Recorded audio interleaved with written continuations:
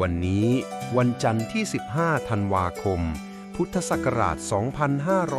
2568 แรม 10 ค่ำ เดือนอ้าย ปีมะเสง ในปฏิทินจันทรคติครับ วันนี้ให้ใจเรานิ่งและอ่อนโยน พร้อมทำสิ่งดีอย่างมีเมตตาครับ พร้อมแล้วเชิญสวดทำวัดเช้าร่วมกันครับ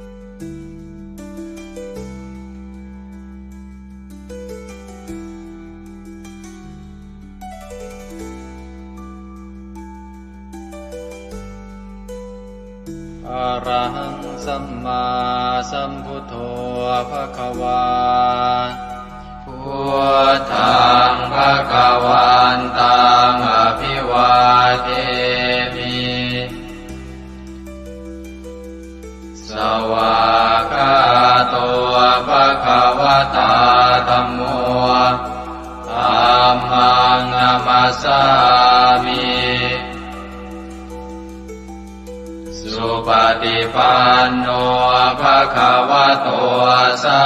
วกสังโฆสังฆังนามามิหันธรรมยังพุทธัสสะภะคะวะโตบุปภาคณมะกะรังกะโรมาเสนะโมตัสสะภะคะวะโตอะระหะโตสัมมาสัมพุทธัสสะนะโมตัสสะภะคะวะโตอะระหะโตสัมมาสัมพุทธัสสะนะโมตัสสะภะคะวะโตอะระหะโตสัมมาสัมพุทธัสสะธรรมยังพุทธาภิตุติงกโรมาเสโยสุตถาคโตอะระหังสัมมาสัมพุทโธวิชาจารณะสัมปันโนสุขโตโลกวิทูกานุตตโรปุริสธรรมสารติสัทธาเทวมนุสานังพุทโธภควาโยอิมังโลกังสเทวกังสมารกังสัพพมกังสัสสะมณพรหมณิงปัจฉังสเทวมนุสังสยังอาภิญญาสัจจิกตวะปะเวเทสิโยธัมมังเดเสสิอาติกัณญญาณังภะเทกัณญญาณังปริโยสานกัณญญาณังสัทธังสัพยัญชนะเก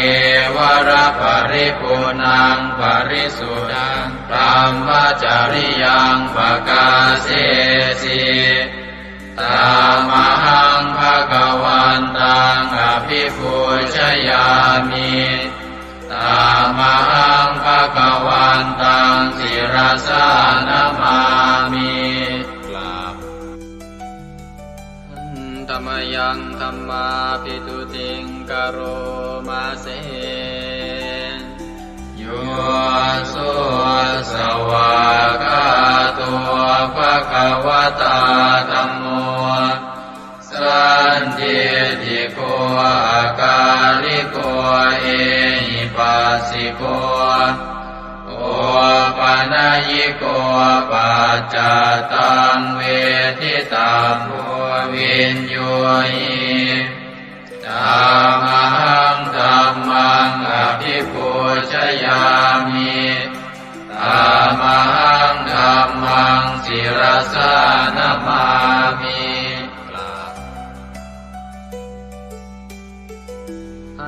ธรรมยังสังฆาภิตุติงกโรมาเสโยสุปฏิปันโนภะคะวะโตสาว กสังโฆอุชุปฏิปันโนภะคะวะโตสาวกสังโฆญายะปฏิปันโนภะคะวะโตสาวกสังโฆสามีจิปฏิปันโนภะคะวะโตสาวกสังโฆญาติทังจัตตาริปุริสยุคานิอัตถปุริสปุคลาเอสะภะคะวะโตสาวกสังโฆอาหุเนยโยปาหุเนยโยทักขิเนยโยอัญชลิกรณิโยอานุตตรังปุญญเกตังโลกัสสะตามหังสังฆังอภิปูชยามิตามหังสังฆังศิรสานามามิ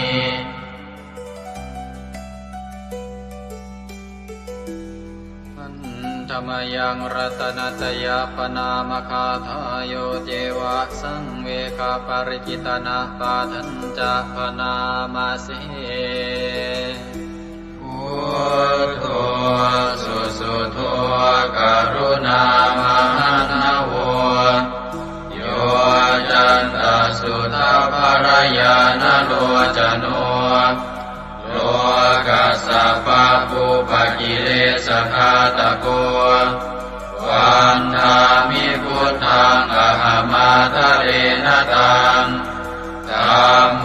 ปฏิโพวิยตัสสะสัตตุโนโยมะคปะกามตะเพทพินนโกโลกุตโรโยจะตถาคติปโนวันธามิธัมมังอหมาทะเรนตังสังโฆสุเกตาภยติเกตาสัญญิโตโยตินาสันโตสุขตานุโปทโกโลลาภหิโนอริโยสุเมตโสวันธามิสังฆังอหมาทะเรนตัง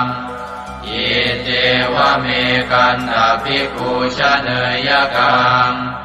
วัตถุตยังวันทยตาภิสังคตังปุญญังมายายังมะมะสะภุปัตถวามาหุนตุเวตัสสะปะภาวะสิทธิยาอิทัตถาคโตโลเกอุปันโนอะระหังสัมมาสัมพุทโธธัมโมจะเทสิโตนิยานิโกอุปัสสมิโกปรินิพพานิโกสังโฆทัคามิสุขตาภเวทิโตมายันตังธัมมังสุตวาเอวังชนามาชาติปิทุกขาชาราปิทุกขามรณะปิทุกขังโสกปริเทวทุกขโทมานัสสุปายาสาปิทุกขังอาภิเยหิสัมปโยโคทุกโขภิเยหิวิปโยโคทุกโขยามปิชังนรปฏิตังปิทุกขังสังกิเตนะปัญจุปาทานขันธาทุกขาเสยยติทังรูปุปาทานขันโทเวทานุปาทานขันโทสัญญูปาทานขันโทสังขารุปาทานขันโทวิญญาณุปาทานขันโทเยสังปริยายาอารมาโนโสภะคะวาเอวังพะหุลังสาวะเกวิเนติเอวังภาคาจะปนัสสะภะคะวะโตสาวะเกสุอนุสาสนีพะหุลาภวัตติ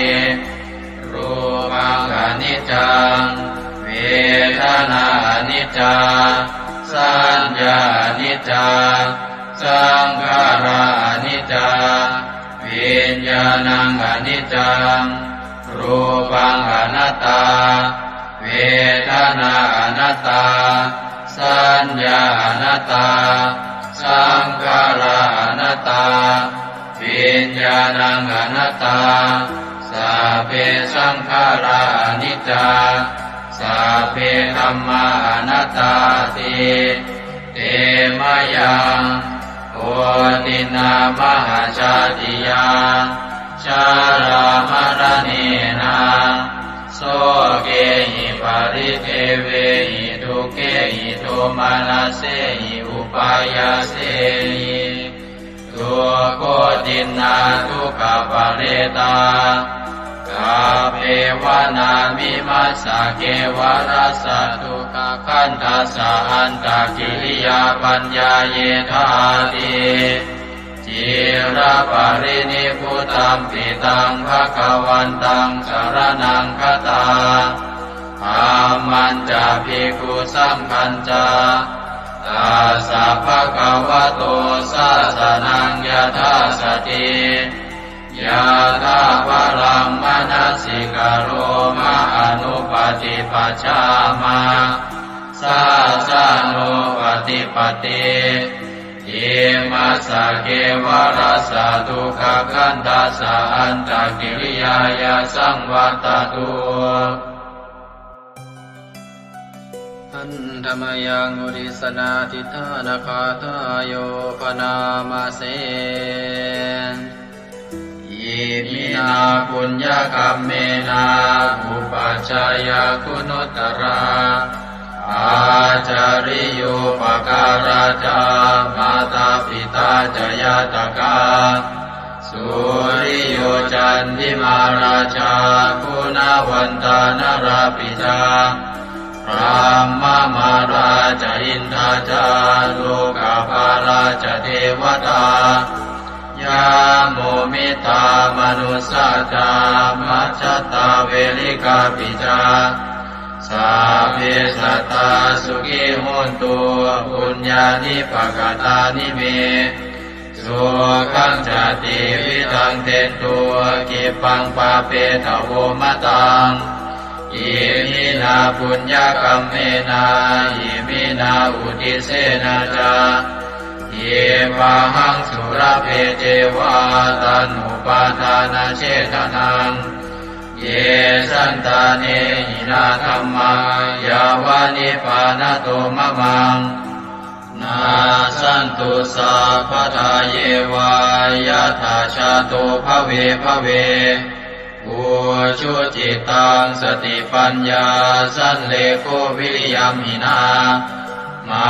ลาลาพันตุโนกาสังกาตุนจาวิริเยสุเม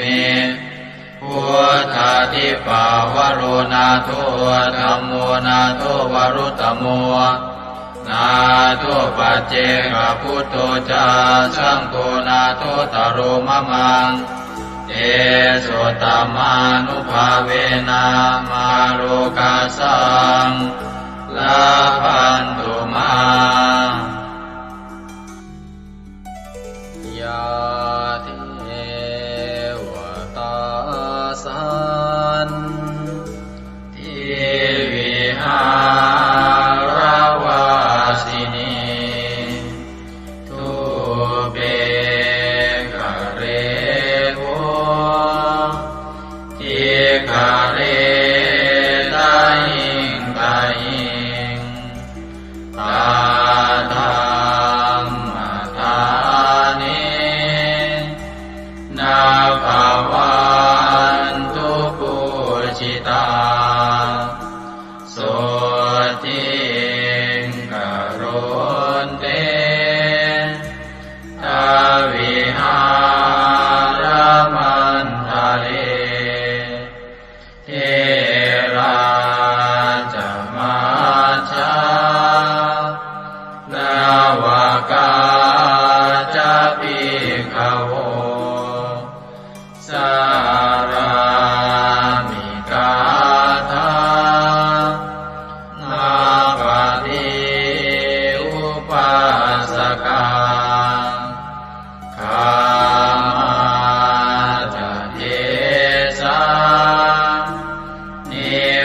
มา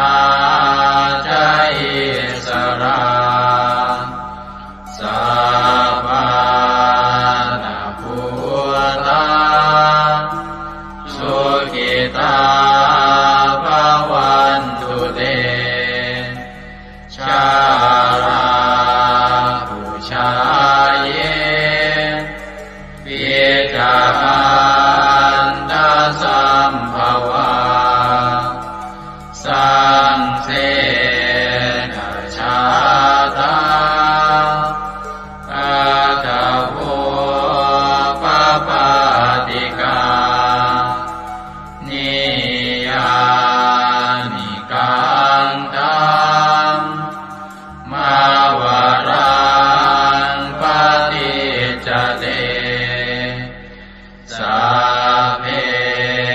ปิทุกขาสักการนตุสังขยังทาตุจิรังสตังธัมโมธัมมัทธาราจะปุคลาสังโฆโมตุสมาโควาอัตตายาจา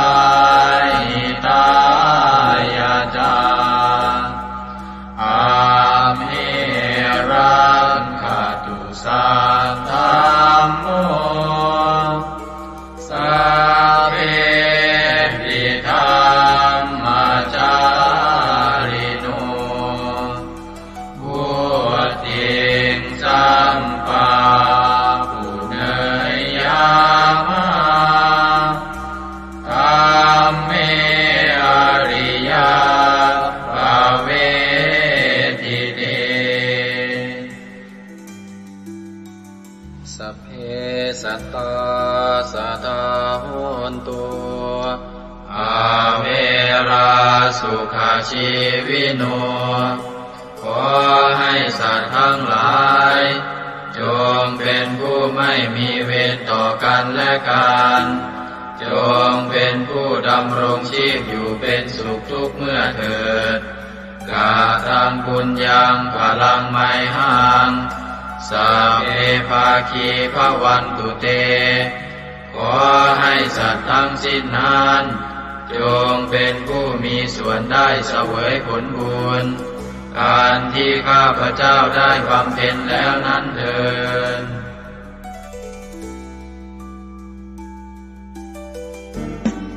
ในพระสุตตันตปิฎกคัมภีร์ที่5คุตกนิกายธรรมบท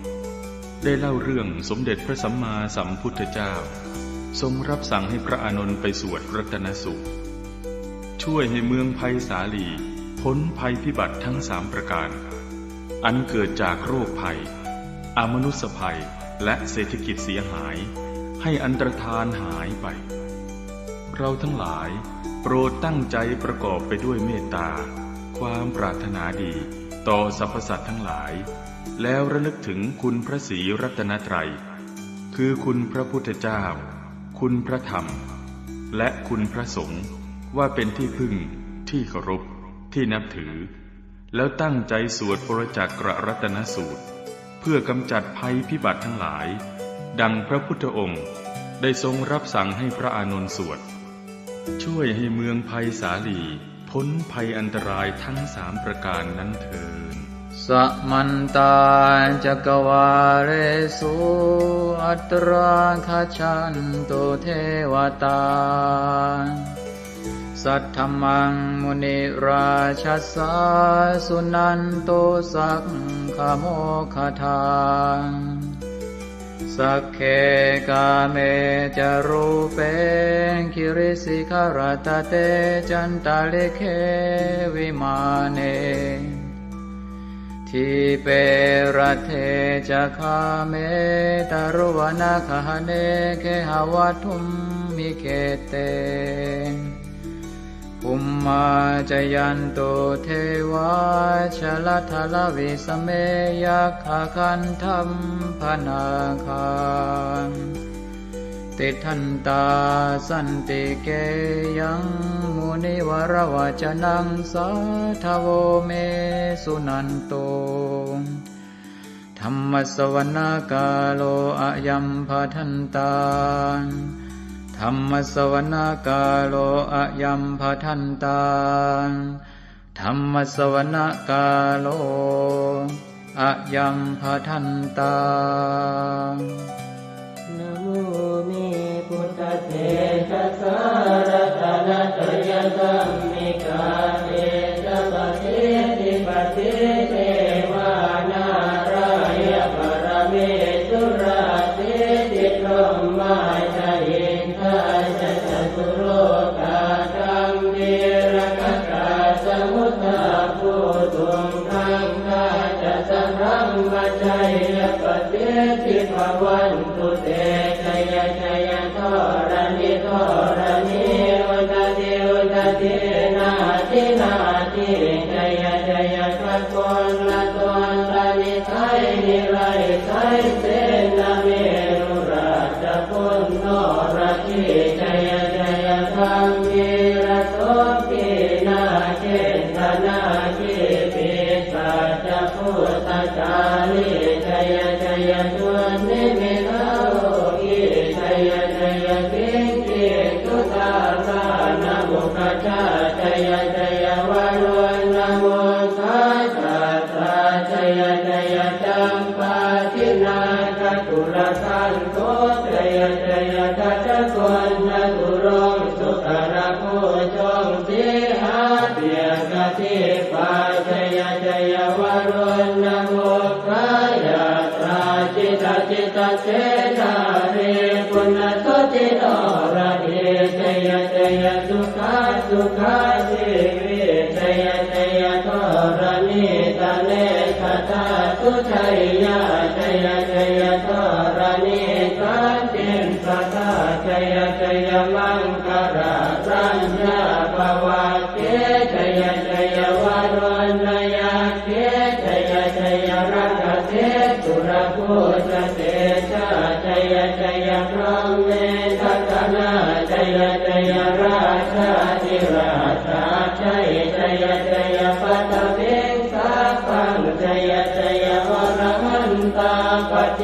กตุสัตตาวังชัยชัยมเหสุโรหะโรหะริงเทวาชัยชัยพรหมาสุราโคชัยชัยนาโควิรุณภโควิโรปโคจันทิมาระวินโตจะเวนะเตยโยจะกุเวโรวรุโนทิตาคิวาโยจะปาจุโนกุมารโรสัตรตะโกอัตารตมหาเทวาทิติตาปัสสะทโยอิเสโนสาวกตาปัจฉัยยราโมปวันตุเตเดยธรรมโมจะสังโฆจะสัสสะปาโลจะชัยยะทังเอเตนะชัยยะเตเตนะชัยยะโสติปวันตุเตเตนะพุทธเตเตนะโหตุเตชัยมังคารังชโยติพุทธสัจจิริมโตอายัมมารัตจตาติมโตปราชโยโคสยัมโมติมันเดปโมติตาชัยยะตถาพรหมกนามเหสิโรชโยปิพุทธสัจจิริมโตอายัมมารัตจปาติมโตปราชโยโคสยัมโมติมันเดปโมติตาชัยยะตถาอินทกนามเหสิโรชโยปิพุทธสัจจิริมโตอายัมมารัตจปาติมโตปราชโยโคสยัมโมติมันเดปโมติตาชัยยะตถาเทวกนามเหสิโรชโยปิพุทธสัจจิริมโตอายัมมารัตจปาติมโตปราชโยโคสยัมโมติมันเดปโมติตาชัยยะตถาสุปันนคนามเหสิโรชโยปิพุทธสัจจิริมโตอายัมมา มารัตจัปาติมาโตปราชโยอุโกชยัมโมติมันเดปโมติตาชัยยะทานากัคณามเหติโนตโยภิพุทธะเทมาโตอายัมมารัตจัปาติมาโตปราชโยอุโกชยัมโมติมันเดปโมติตาชัยยะทาสัพพะมะคะนามเหติโนตยัมโตโพธิยาโมเรสักยานังนันติวัตตโนเอวังตวังวิจโยโหหิจยาสุจยมังคะเลอปราชิตปัลลังเจติเตปะทวิปุคะเลอภิเศษเจสะภะพุทธานังอังคัปปะโตปะโมทะเทสุนันทตังสุมังคลังสุปะปะตังสุโหติตังสุขโนสุโมโหตัวจตุเยสังพรหมจาริโสปะทัสสินังกายกัมมังวาจากัมมังปะทัสสินังปะทัสสินังมโนกัมมังปณิทิเตปะทัสสินาปะทัสสินานิกัตตวานรกันตาเจปะทัสสิเมเตอัตรัตถสุขิตาเวรุณาพุทธศาสเนอโรคาสุขิตาโหตัสสะสัพเพหิยะเทติสุนันตัวโตโตเยเทวาสมิทาเนอติกตาติกายุกาสกาโหตัวสุขิตาโหตัวสัพพตารักขันตัวสัพพตาตารักขันตัวจิตสัสสนังยาคันติปัฏฐานาเตตัสสะเวทุเรนโยมโนรัตายุตกาเลภวัตสันตุวัสสังวัสสะลาโรคาจุปัตถวาเตทานิวาเรนโยจัสสะปะตากายสุขังเกติสุขังวรันตุยัสสะโพชังโพสติสังขาโตธัมมานังวิจโยตถาวิริยังปิติปัสสัตติโพชังคาจัตถาปะเรสมานุเปกขโพชังคาสัตเตเตสวะราตินามุนินาสัมมตัคขาตาภาวิตาภุริกตาสังวัตตันติอภิญญายนิพพานายจักโพธิยาเอเตนะสัตวัตเตนะโสติเตโหตุสัพพทาเอกสมิงสมเยนะโสโมคันลานันจักสสปังกิลาเนทุกิเตทิสวาโพชังเกตตะเตสยิเตจะตังอภินันจิตวาโรกามุจิงสุตังคะเนเอเตนะสัจวัตเตนะโสติเตโหตุสัพพทาเอกตาธัมมราชาปิเกลันเยนาภิปิริโตจนทันเจเรนะตันเยวะปนาเปตวานัสสาธรังสัมโมทิตวาจาปาทาสัมภาวตาสิกานะโสเอเตนะสัจวัตเตนะโสติเตโหตุสัพพทาปะหินาเตจาปาทาตินันนังติมเหสินังมาคาหัตกิเลสาวะปัตตานุปัสสิธรรมตังเอเตนะสัจวัตเตนะโสติเตโหตุสัพพทายันทุนนิมิตตังอวมังคลันจะโยตามนาโพสกุณาสสัตโตปาปังคโหตัวสุปินังอาการตังพุทธานุภาเวนะวินาสเมนตุยันทุนนิมิตตังอวมังคลันจะโยตามนาโพสกุณาสสัตโตปาปังคโหตัวสุปินังอาการตังธัมมานุภาเวนะวินาสเมนตุยันตุนิเมตตังอวมังคลันจะโยตามนาโพสกุณาสสัตโตปาปังคโหตุ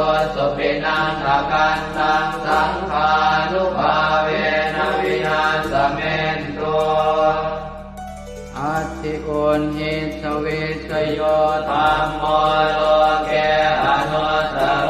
สัพพสัตตอิทัฏฐายตังภวังคันธาอิเทวเตปริวัชเชราชทันเตอมนุสเสหิภาวะเกปยาเกนาเกวิเศษโมเตอาการมรเนนวาสัพพสมามรณามุตโตตเปตวากาลมาริตันตัสเสวะอานุภาเวนะโหตุเทวสุขิสตาสุตสีลังสมาทายธัมมังสุจริตังจเรตัสเสวะอานุภาเวนะโหตุเทวสุขิสตาเลกิตังติติตังโพ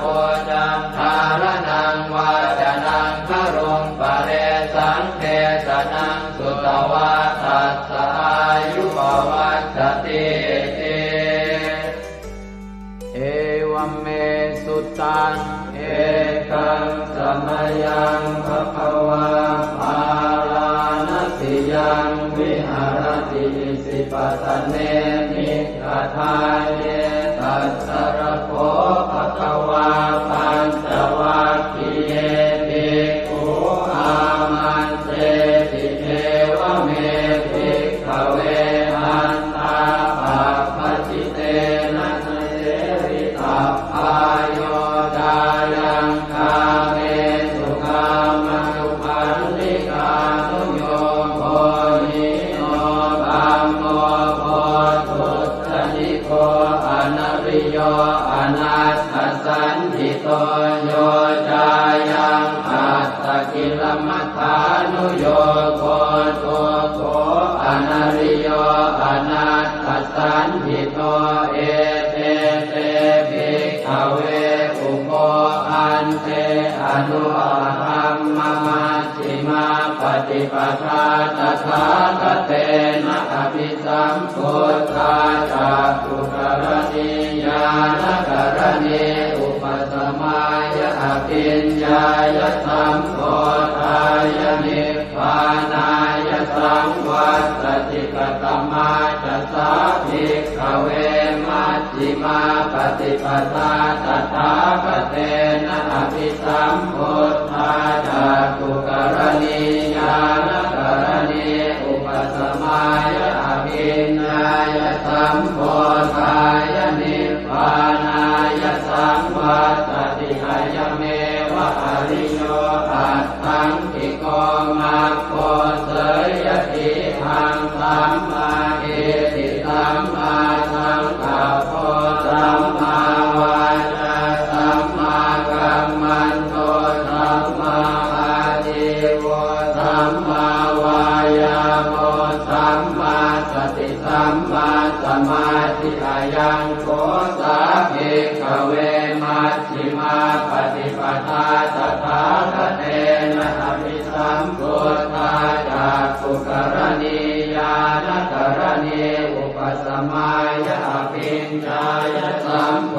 ธายะนิพพานายะสังวัตติทังโสปนภิกขเว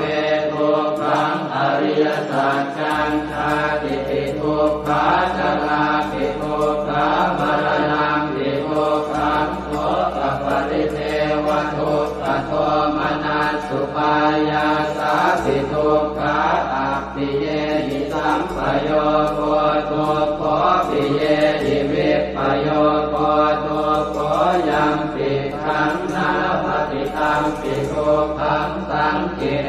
นะปัจจุบันทานังขันธาทุกขาอิทังโคปนภิกขเวทุกขสมุทัยโยอริยสัจจังญายังตัณหาโป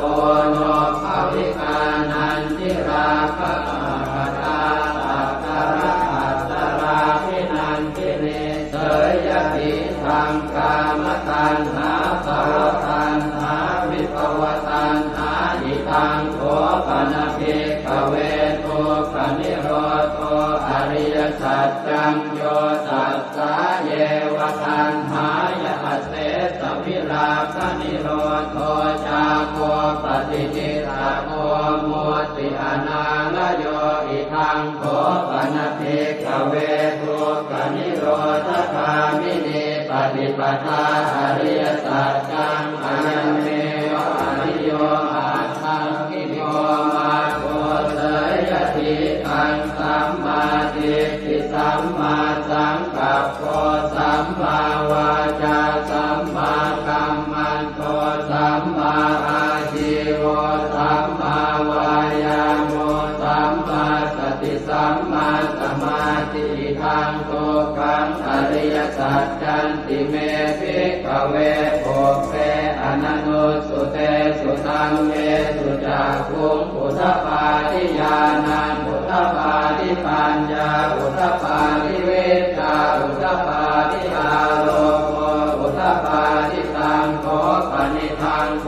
กังอริยสัจจังปริโยยันติเมภิกขเวโภเปอนันโนสุเตสุธัมเมสุจักขุงอุทธปาทิญาณังอุทธปาทิปัญญาอุทธปาทิเวชาอุทธปาทิอาโลโกอุทธปาทิตังโขปนิทังโกกังอริยสัจจังปริญญาตันติเมภิกขเวโภเปอนันโนสุเตสุธัมเมสุจักขุงอุทธปาทิญาณังอุทธปาทิปัญญาอุทธปาทิเวชาอุทธปาทิอาโลโกอุทธปาทิทังโกปัสสมุปโยอริยสัจจันติเมภิกขเวโภเปอนันโนสุเตสุธัมเมสุจักขุงอุทธปาทิญาณังอุทธปาทิปัญญาอุทธปาทิเวชาอุทธปาทิอาโลโกอุทธปาทิตังโขปนิทังทุกขสมุทัยโยอริยสัจจังปหาตาทิเมภิกขเวโภเปอนันโนสุเตสุธัมเมสุจักขุงอุทธปาทิญาณังอุทธปาทิปัญญาอุทธปาทิเวชาอุทธปาทิอาโลโกอุทธปาทิตังโขปนิทังทุกขสมุทัยโยอริยสัจจังปณินันติเมภิกขเวโภเปอนันโนสุเตสุธัมเมสุจักขุงอุทธปาทิญาณังอุทธปาทิปัญญาอุทธปาทิเวชาอุทธปาทิอาโลโกอุทธปาทิทังทุกขนิโรโธอริยสัจจันติเมภิกขเวโภเปอนันโนสุเตสุธัมเมสุจักขุงอุทธปาทิญาณังอุทธปาทิปัญญาอุทธปาทิเวชาอุทธปาทิอาโลโกอุทธปาทิตังโขปนิทังทุกขนิโรโธอริยสัจจังสัจจิกาตาพันติเมภิกขเวโภเปอนันโนสุเตสุธัมเมสุจักขุงอุทธปาทิญาณังอุทธปาทิปัญญาอุทธปาทิเวชาอุทธปาทิอาโลโกอุทธปาทิตังโขปนิทังทุกขนิโรโธอริยสัจจังสัจจิกตังติเมภิกขเวโภเปอนันโนสุเตสุธัมเมสุจักขุงอุทธปาทิญาณังอุทธปาทิปัญญาอุทธปาทิเวชาอุทธปาทิอาโลโกอุทธปาทิทังทุกขนิโรธคามินีปฏิปทาอริยสัจจันติเมภิกขเวโภเปอนันโนสุเตสุธัมเมสุจักขุงอุทธปาทิญาณังอุทธปาทิปัญญาอุทธปาทิเวชาอุทธปาทิอาโลโกอุทธปาทิตังโขปนิทังทุกขนิโรธคามินีปฏิปทาอริยสัจจังภาเวตพันติเมภิกขเวโภเปอนันโนสุเตสุธัมเมสุจักขุงอุทธปาทิญาณังอุทธปาทิปัญญาอุทธปาทิเวชาอุทธปาทิอาโลโกอุทธปาทิตังโขปนิทังทุกขนิโรธคามินีปฏิปทาอริยสัจจังภาวิทันติเมภิกขเวโภเปอนันโนสุเตสุธัมเมสุจักขุงอุทธปาทิญาณังอุทธปาทิปัญญาอุทธปาทิเวชาอุทธปาทิอาโลโกอุทธปาทิชาวกีวา วังจะเมภิกขเวอิเมสุจตุสุอริยสัจเจสุเอวันติปริวัตตังภวาตสาการังยถาภูตังญาณทัสสนังนักสุวิสุทธังอโหสิเนวตาวาหังภิกขเวสเทวเกโรเกสมาระเกสธรรมเกสัสสมณธรรมนิยาปัจจายสเทวมนุสสายอนุตตรังสัมมาสัมโพธิอภิสัมพุทโธปัญจัญญาสิงจโตจะโพเมภิกขเวอิเมสุจโตสุอริยสัจเจสุเอวันติปริวัตตังภวาตสาการังยถาภูตังญาณทัสสนังสุวิสุทธังอโหสิอัฏฐาหังภิกขเวสเทวเกโรเกสมาระเกสธรรมเกสัสสมณธรรมนิยาปัจจายสเทวมนุสสายานุตตรังสัมมาสัมโพธิอภิสัมพุทโธปัญจัญญาสิงญาณัญจปนเมทัสสนังอุตตปาทิอโภคาเมวิมุตติอายันติมาคาตินาติทานิปุนาภโวติธรรมโวจะภควาอัตถมานาปัญจวัคคียาภิกขุภควโตภาสิตังอภินันตุอิมัสสมิงจะเวยากรณัสสมิงปัญญมาเนอายสมโตโกนทัญญาสวิรจังวิอมลังธรรมจักขุงพุทธปาทิยังเกณฑ์จิตสมุทัยธรรมังสัพพันตังนิโรธธรรมันติภวัตติเตจะภควตาธรรมจักเกภูมาเทวาสัตตมนุสสาเวสุงเอตัมภควตาภาลานติยังอิสิปตเนมิกทาเยอนุตตรังธรรมจักกังปวัตติตังอัปปติวัตติยังสัมมเนนวาพรหมเนนวาเทเวนวามาเรนวาพรหมุนาวาเกณทิวาโลกัสมินติภูมานังเทวานังสัตตังสุตวาจาตุมมหาราชิกาเทวาสัตตมนุสสาเวสุงจาตุมมหาราชิกานังเทวานังสัตตังสุตวาตาวติงสาเทวาสัตตมนุสสาเวสุงตาวติงสานังเทวานังสัตตังสุตวายามาเทวาสัตตมนุสสาเวสุงยามานังเทวานังสัตตังสุตวาตุสิตาเทวาสัตตมนุสสาเวสุงตุสิตานังเทวานังสัตตังสุตวานิมมานรติเทวาสัตตมนุสสาเวสุงนิมมานรตินังเทวานังสัตตังสุตวาปรนิมมิตวะสวัสดีเทวาสัตตมนุสสาเวสุงปรนิมมิตวะสวัสดีนังเทวานังสัตตังสุตวาพรหมกายิกาเทวาสัตตมนุสสาเวสุงเอตัมภควตาภาลานติยังอิสิปตเนมิกทาเยอนุตตรังธรรมจักขังภวัตติตังอัปปติวัตติยังสัมมเนนวาพรหมเนนวาเทเวนวามาเรนวาพรหมุนาวาเกณทิวาโลกัสมินติอิติหะเตนะคะเนนะเตนะโมโหเตนะยาวะพรหมโลกาสัตโตอโภคันติอายัญจะทัสสะหันติโลกธาตุสังกัปปิสัมปะกัปปิสัมภเวทิอัปปมาโนจะโอราโลโอปาโสโลเกปาสุลโหสิอติกัมเมวะเกวานังเกวานุภาวังอัตถโขภควาอุทานังอุทาเนติอัญญาสิวัตโพโกนทัญโยอัญญาสิวัตโพโกนทัญโยติติทังอายสมโตโกนทัญญาสอัญญาโกนทัญโยตเววนามังอาโหติยานิทัพโพ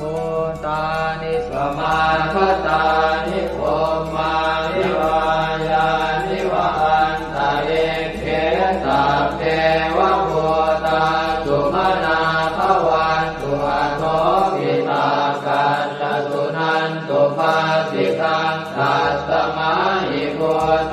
นิสาเวทัสสะเตเมตังกโรธรรมานุสติยาปัจจายติวาจารัตโตจารันติเยวะเลกัสสมาหิเมรักขตาปมัตตายังเจจิเวตังอิทวาหุรังวาตาเกสุวายังรัตนังปณิตังนโนสมังอาจิกถาคเตนะอิทังปิพุทเทรัตนังปณิตังเอเตนะสัจเจนะสุวัตติโหสุขยังวิราคังอมตังปณิตังยตาจักขาสักขยมุนิสมาหิโตนะเตนะธรรมเมนะสมาธิจิตติตังปิตังเมรัตนังปณิตังเอเตนะสัจเจนะสุวัตติโหสุยัมพุทธเตโสปริวันนะเยสุติงกมาธิมานันตริกัญญมาหุสมาธินาเตนะสโมนะเวสติธัมปิธัมเมรัตนังปณิตังเอเตนะสัจเจนะสุวัตติโหสุเยปุคลาอัตถสัตตังปัสสัทธาจัตตาริเอตานิยุคานิโหติเตนะกินายาสุขตาสัสสาวกาเอเตสุตินนานิมหาภลานิอิทัมปิสังเขรัตนังปณิตังเอเตนะสัจเจนะสุวัตติโหสุเยสุปโยตามนัสสาทันเนนะเนกามิโนโคสมัสสะสนังมิเตปฏิปัตตาอมตังวิคัยหนาตามุปานิพุติงโกจมานาทิธัมปิสังเกรัตนังปณิตังเอเตนะสัจเจนะสุวัตติโหสุยตินตะกิโลปัตวิงสิโตติยาจโตปิวาเตติอสัมปะกัมติโยตถุปมังสัพพุริสังวทามิโยอริยสัจจานิอเวจปัสสติธัมปิสังเขรัตนังปณิตังเอเตนะสัจเจนะสุวัตติโหสุเยอริยสัจจานิวิภาวยันติคัมภีรปัญเจนะสุเตสิตานิกิจจาภิเตโหติพุทธัปปมัตตานะเตภวังอัตถมมาทิยันติธัมปิสังเขรัตนังปณิตังเอเตนะสัจเจนะสุวัตติโหสุสหาวาสทัสสนสัมปทายตยาสุธรรมาชหิตาภวันติสักกายจิตติวิจิติจิตัญจศีลาภตังวาปิยนัสสิกินสิจตุหปาเยหิจเวปโมตโตจะจาวิธานานิอาภาโภกาตุงอิทังปิสังเขรัตนังปณิตังเอเตนะสัจเจนะสุวัตติโหสุกินจาปิโสกัมมังกโรติปาปะกังกายเยนะวาจายุตเจนะสาวาอภาโคโสทัสสะปฏิจจทายะอภาปตาเจตปทัสสะโอตาอิทังปิสังเขรัตนังปณิตังเอเตนะสัจเจนะสุวัตติโหสุวนาภโพเกยถาโคสิตาเกกิมหานามาเสปัตมาสมิงกิมเหตโกปมังธัมมวรังอเดสยินิพพานคามิงปรมังหิตายะหิธัมปิพุทเทรัตนังปณิตังเอเตนะสัจเจนะสุวัตติโหสุวโรวรัญโยวรโตวราหะโรอนุตตโรธัมมวรังอเดสยิธัมปิพุทเทรัตนังปณิตังเอเตนะสัจเจนะสุวัตติโหสุขีนังปุรานังนวังนาจิสัมภวังวิรัตจิตตายติเกภวัสมิงเต ทิจาอวิรุณนิชันธาเนพันติจิรายถายังปฏิโพธิทังปิสังเกรัตนังอเนตังเอเตนะสัจเจนะสุวัตติโหตุญาเนทโพ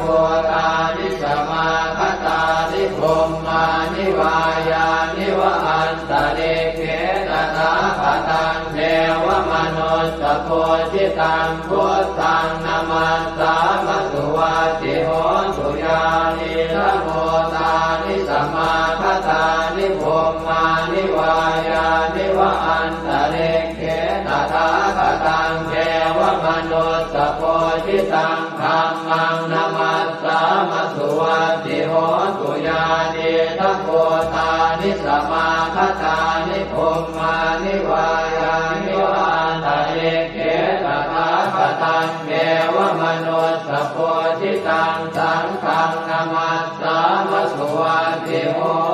ตุกรณียมัตถกุสเลนะยันตังขันตังคาทังอภิธเมตสัพโพอุโชตสุโชตสุวโชตสมุตุอนัตติมานิสันโตสะโกตสุภโรตอัปปกิตโตจะสันละหุกโวติสันติทริโยจะนิกโคจะอัปปคาโคกุเลสุอนันุเกโตนะจะโพธังสมาจเรกินติเยนะวินโยภะเรอุปวัตเตยงสุขิโนวะเกมิโนโหตุสัพเพสัตตาภวันตุสุขิตาตาเยเกจิปานะโหตาจิตตสาวาทาวราวาอนวเสสาธิกาวาเยมหันตาวามัชฌิมารัสสกาอนุกัตุราเทขาวาเยจะเทขาเยจะโทเรวสันติอวิโทเรพุทาวาสัมภเวติวาตาเพ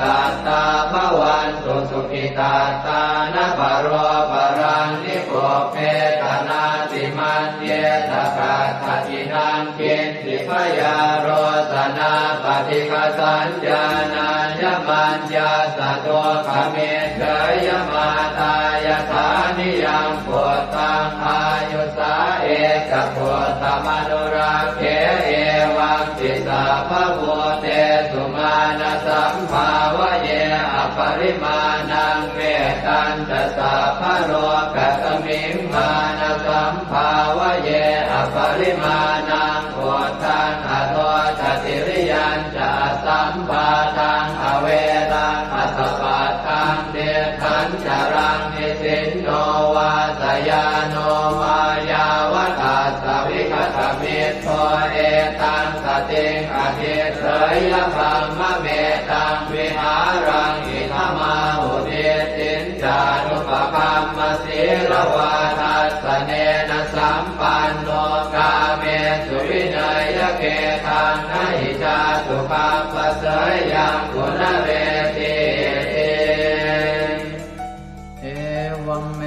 สุตังเอกังสมยังภควาสาวัตถิยังวิหารติเชตวันเนอนาถปิณฑิกาสอาราเมตัตตระโขภควาภิกขุอามันเตสิภิกขวติภัทธังเตติเตภิกขุภควโตปัจจัสโสสุงภควาเอตถาวจะพุทธภูปังภิกขเวเทวาสุรสังฆาโมสมุอัมยุนโมอโหสิอัตถโพภิกขเวสัพโพเทวานามินโทเทเวตาวติงเสอามันเตติสเตมาริสาเทวานังสังฆามาคตานังอุปัชฌยขยังวาสัมพิตาตังวาโลมหังโสวามะเมวะตัสสะ มิงสมะเยทัสสะกังควรโลกายาธรรมมังอิโว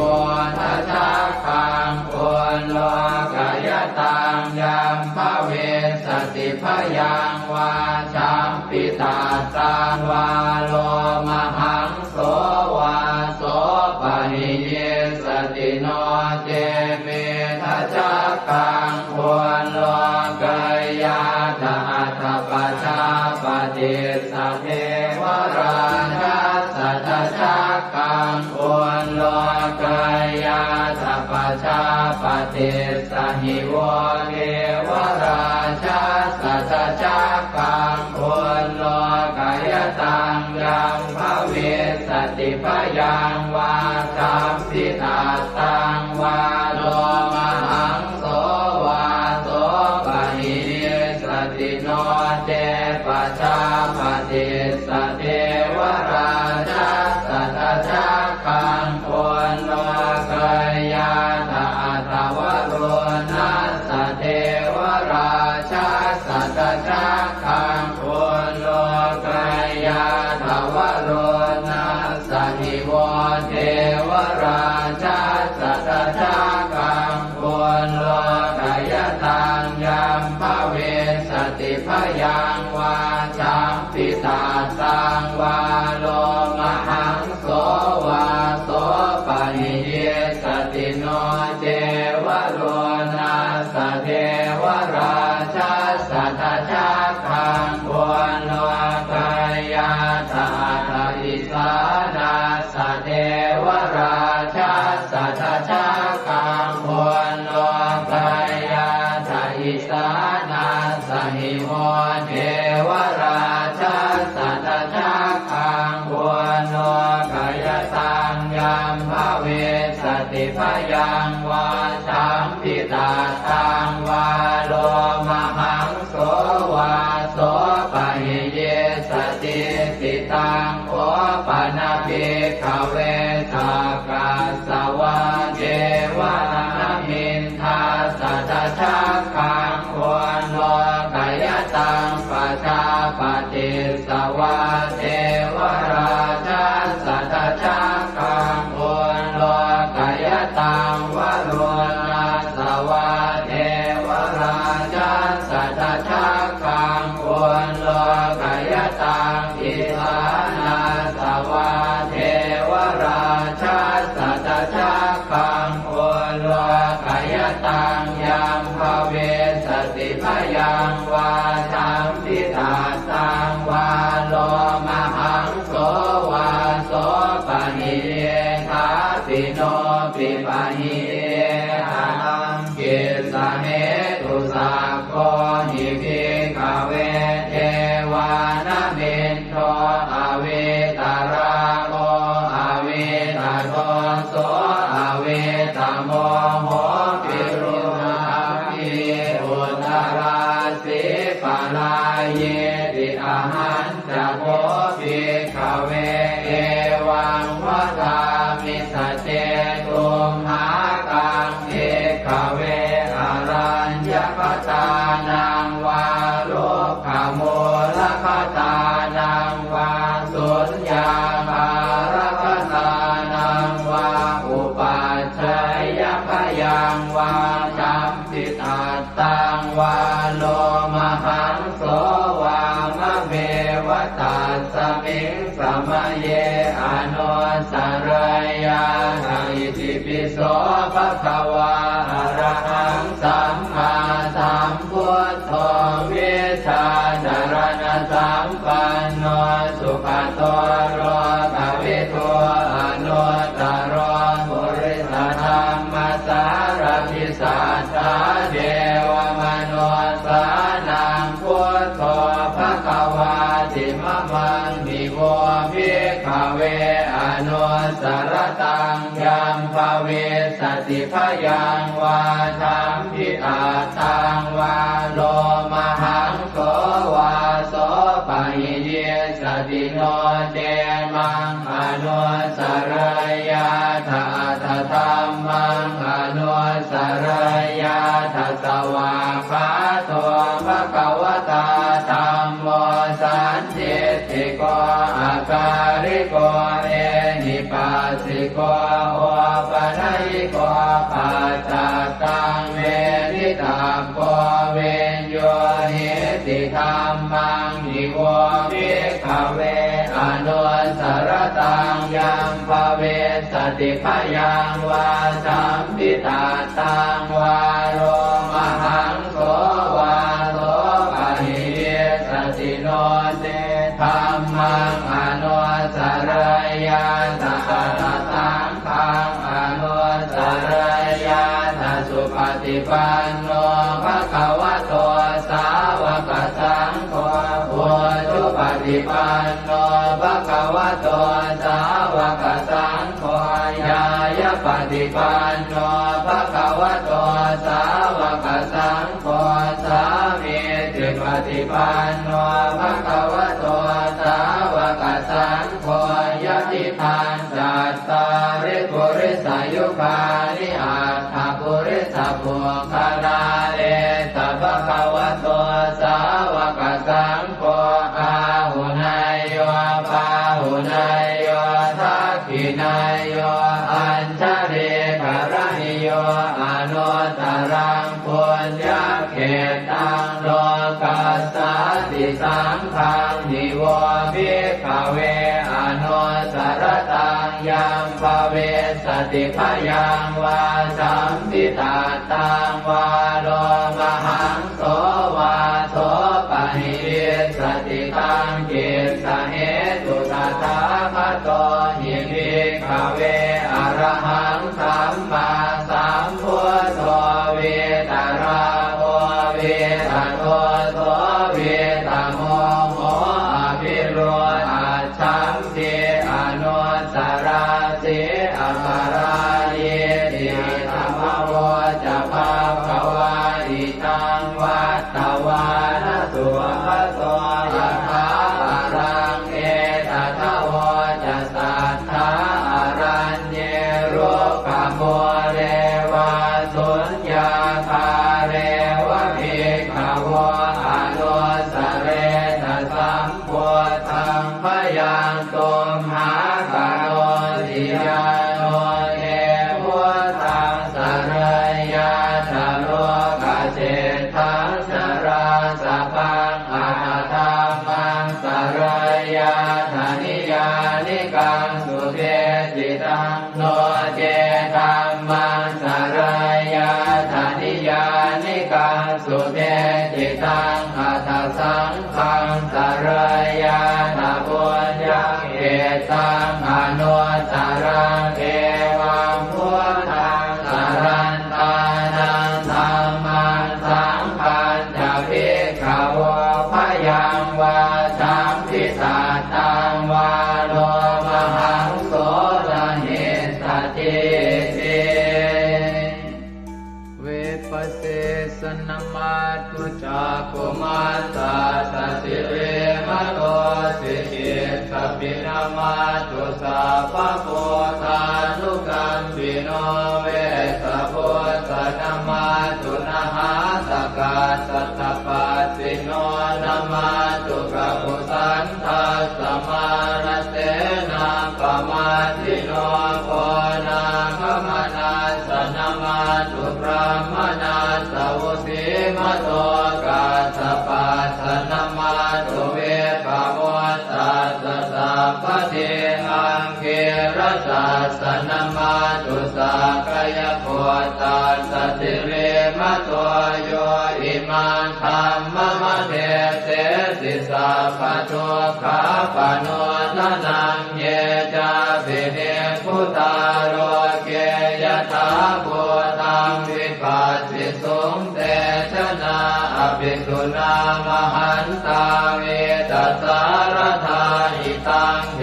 วมนุสสานังยังนามัสสันติโกตมังวิชาจารณสัมปันนังมหันตังเวตัสสารทังนะโมเมสัพพะพุทธานังอุปันนานังมเหสินังตันหังกโรมหาวีโรเมทังกโรมหายโสสโร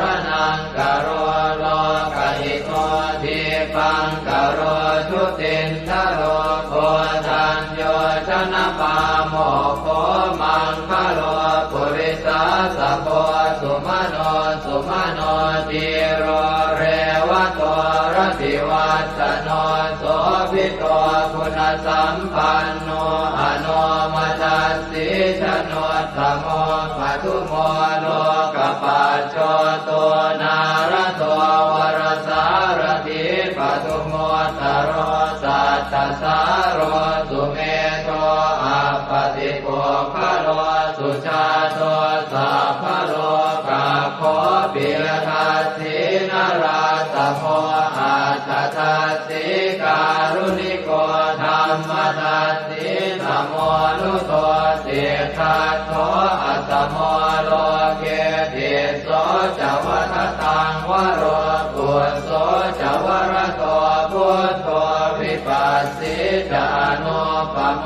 สิกิสัพพหิโตสัทธาเว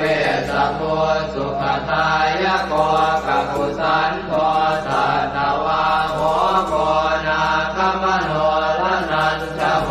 กัสสโปสิริสัมปันโนโพตโมสักขยมุงขโวเอเตจันเยจะสัมโพธาอเนกสัตตโพธโยสัพเพพุทธาอัสสมาสมาสัพเพพุทธามหิติกาสัพเพทัสสะโลเวนาเวสารัสเตอุปาคตาสัพเพเตปฏิชานันติอาสะพันธานโมตตมังสีหนาทังทันเตเตปริสาสุวิสารตาพรหมจักกังภวัตเตติโลเกอัปปติวัตติยังอุเปกาพุทธธรรมเมหิอัตถารถินายกาภวัตติสลักขโนเปตาสิตยานุปยัญชนะธราพยามาปภายสุปภาสัพเพเตมุนิกุญชลาพุทธาสัพพัญญุโนเอเตสัพเพขีนาสวาทินามหาปมามหาเตจามหาปัญญามหาพลามหาการุณิกาธีราสัพเพสานันตุขาวหาทีปานาสัพพติทาจทานาเลนะจะปานิดังคติพันโทมหัสสะสะสารนาตหิเตสิโนทะเทวกัสสะโรกัสสะสัพเพเอเตปรายนาเตสาหังศิลสาปาเทวันทามิปุริสุทธเม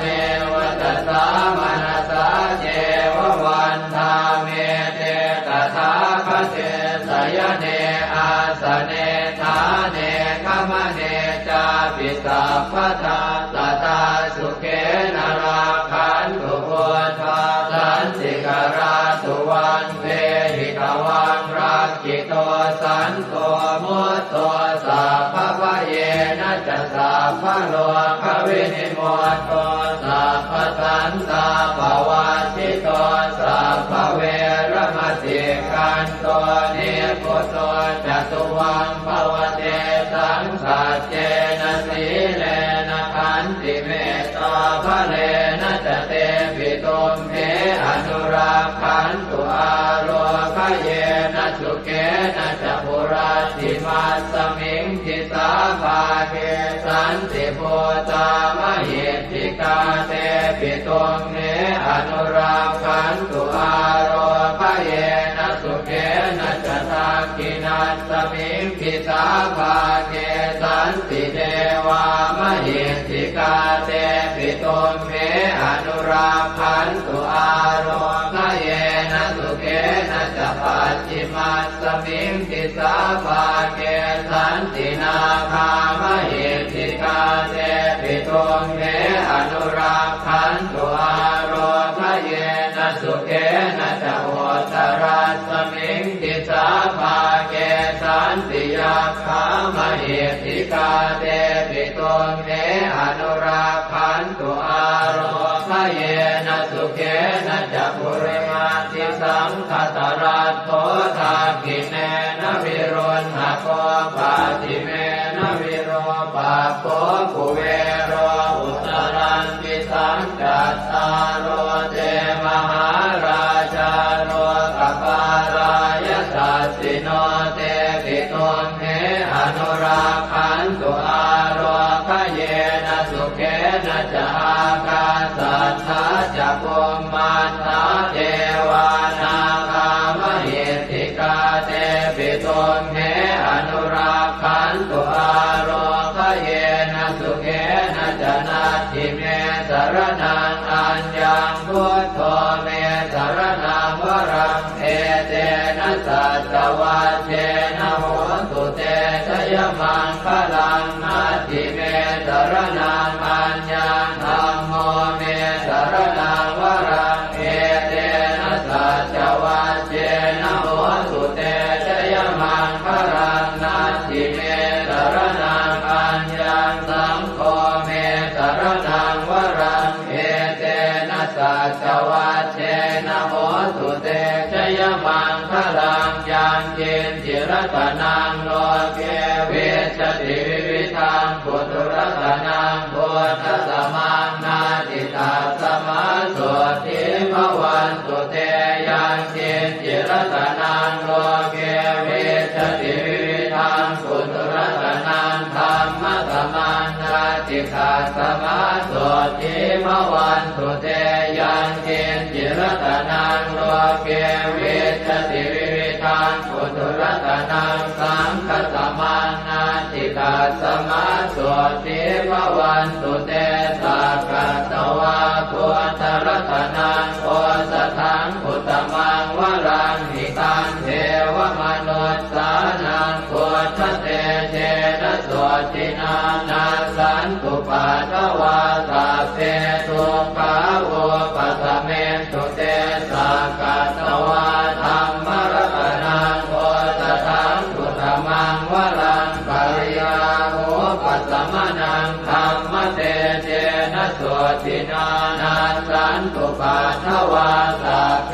พยาโวปัสสเมตุเตสักกตวาสังฆรัตนังโอสถังอุตมังวรังอาหุนายยังปาหุนายยังสังฆเตเจนะโสตินานาสันตุปัฏฐวาสัพเพโรคาโวปัสสเมตุเตสัพเพติโยวิวัชชันตุสัพพะโรโควินาศตุมาเตภวัตวันตรายโยสุขีติกายุโกภวะอภิวาทนาสิริสนิจังวุฒาปจายโนจัตตารโอธรรมาวัฏันติอายุวันโนสุขังภลัง